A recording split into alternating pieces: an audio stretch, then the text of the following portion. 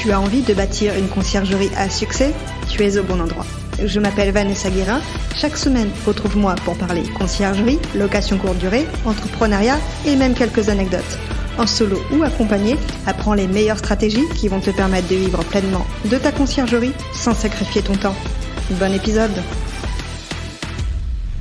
Bonjour et bienvenue dans ce nouvel épisode de la Conciergerie Podcast.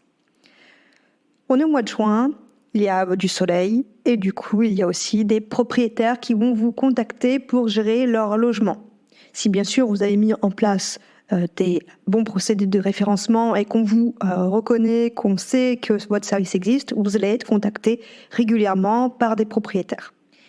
Et dans l'épisode du jour, j'aimerais vous donner 3 habitudes à avoir quand vous prenez de nouveaux logements. 3 choses qu'il faut faire parce que vous allez gagner du temps, vous allez aussi vous assurer en cas de problème. Bref, je vais vous donner tous les détails. Si vous ne le saviez pas encore, tous les lundis, je vous envoie ma newsletter. Une newsletter où j'explique des choses vécues au sein de ma conciergerie, je vous donne des retours d'expérience et aussi des conseils.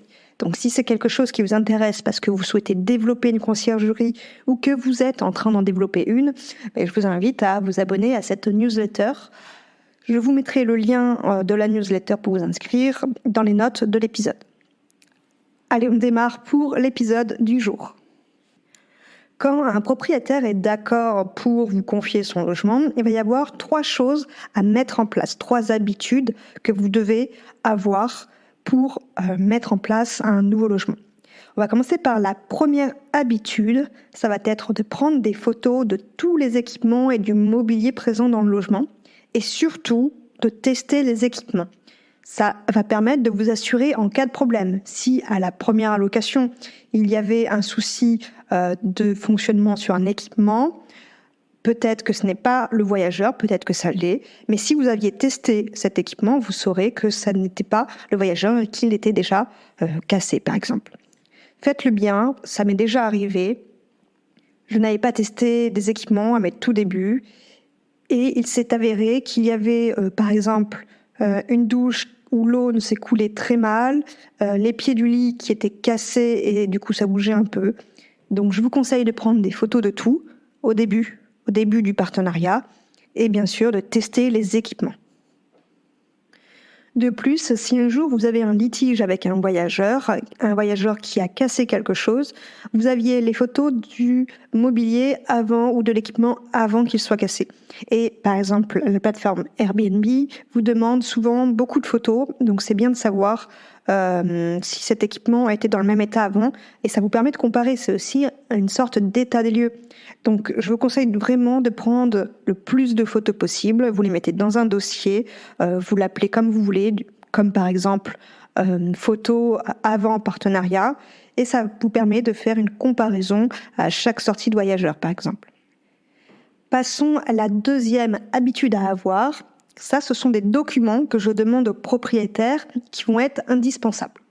D'abord, au propriétaire, je lui demande sa pièce d'identité pour être sûr que je m'adresse bien à la bonne personne, mais surtout une taxe foncière ou une attestation de vente. Parce que qui me dit qu'il est vraiment propriétaire? C'est peut-être un locataire qui veut sous-louer l'appartement et ça, c'est illégal. Donc, une taxe foncière avec la pièce d'identité, ça me permet de voir si c'est la bonne personne et ça me permet d'avoir l'adresse du logement également. Et 3e document, c'est l'attestation d'assurance. Évidemment, le propriétaire, ce n'est pas parce qu'il loue par une plateforme qui a une assurance qu'il ne doit pas avoir d'assurance. Il lui faut absolument une assurance habitation de propriétaire non occupant, une PNO. Ces documents, en général, je les demande par mail. Comme ça, ils sont déjà numérisés quand le propriétaire me les envoie. Je les mets dans un dossier qui est en lien avec le logement. Comme ça, j'ai toujours une trace. 3e habitude à prendre quand vous rentrez à un nouveau logement, qui est en lien finalement avec la première habitude qui était de prendre des photos des équipements et du mobilier, ça va être de centraliser toutes ces photos sur un document en attestant le propriétaire qu'il est d'accord avec ces photos, que c'est bien l'état actuel du logement au moment où vous prenez en gestion ce logement. Donc vous écrivez la date de prise en gestion, la date des photos, et vous faites signer le propriétaire et vous-même. Le plus simple est de faire en signature électronique, puisque ça a une vraie valeur légale. Et je vous conseille fortement de le faire parce qu'on n'est pas dans le monde des bisounours. Il peut y avoir des propriétaires malveillants, malheureusement. Si ce propriétaire malveillant vous dit ce canapé n'était pas abîmé, il n'avait pas de déchirure à cet endroit-là, mais si, il avait une déchirure, regardez la photo, vous avez attesté que vous étiez d'accord avec ces photos-là, donc ce n'est pas de ma faute. Parce que si vous n'aviez pas fait ça, vous avez donc aucune preuve et vous serez obligé de rembourser ce propriétaire. Certes, il y a des assurances, mais elle est faite que si, effectivement, vous avez fait une faute. Là, si vous avez la preuve, il n'y a pas de raison. Autre chose, pour les jeux de clés. Attestez que vous prenez tant de jeux de clés à l'entrée et surtout, quand vous arrêtez le partenariat, si le partenariat devait s'arrêter, vous faites une feuille attestant que vous avez donné toutes les clés, que vous n'en avez plus en votre possession. Vous le faites signer par le propriétaire et par vous-même. Parce que là encore, imaginons qu'il y a un vol dans le logement. Eh bien, qui avait les clés? Du moins, peut-être les a rendues, mais on ne sait pas, il n'y a pas de preuves. Eh bien, vous. Donc, pour ne pas être accusé à tort, écrivez tout. C'est le conseil, finalement, de cet épisode. Prenez beaucoup de photos, écrivez tout sur papier et faites surtout signer au propriétaire. Donc, si on devait résumer cet épisode, les 3 habitudes, ça va être de prendre des photos des équipements, du mobilier et de les tester pour voir si tout fonctionne et se protéger en cas de problème. De demander 3 documents propriétaires, sa pièce d'identité, une taxe foncière ou attestation de vente, d'achat du moins, et une attestation d'assurance. Et 3e habitude, c'est de faire signer l'état des lieux et de faire signer une prise en charge des jeux de clés ou du coup, quand vous rendez les jeux de clés, là aussi, vous faites signer comme quoi vous n'avez plus rien.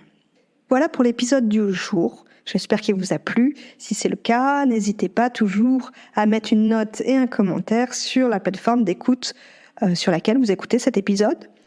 Souvent, vous pouvez mettre une note, pas toujours des commentaires, mais quand vous pouvez, eh bien, ça fait toujours plaisir. Donc je vous remercie et puis je vous dis à la semaine prochaine. Et pas si vite, tu as apprécié cet épisode, tu peux le partager à ton entourage ou encore mieux, laisser un avis 5 étoiles sur ta plateforme d'écoute préférée et un commentaire. Je te dis à bientôt.